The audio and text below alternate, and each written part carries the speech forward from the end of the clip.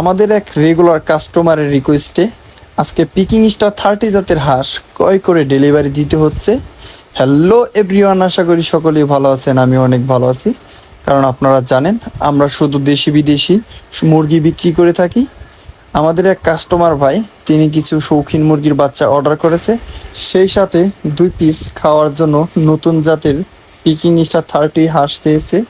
তিনি বলেছে অনেক জায়গায় তিনি খুঁজেছে, কোনোভাবেই সংগ্রহ করতে পারেনি, তাই আর দ্বিধা না করে সংগ্রহ করতে যাচ্ছি পিকিং স্টার 30 জাতের হাঁস।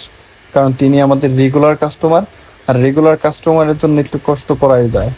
তাই আমরা বর্তমানে যাচ্ছি কিওর থানার কলসি ইউনিয়নে। আর যেতে যেতেই প্রায় সন্ধ্যা লেগে এসেছে, আপনারা দেখতেই পারছেন।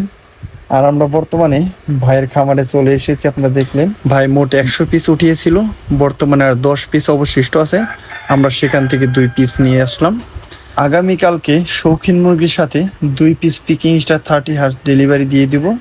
আপনারা আমাদের জন্য দোয়া করবেন, আমাদের খামারের জন্য দোয়া করবেন। আজকের ভিডিও এই পর্যন্তই।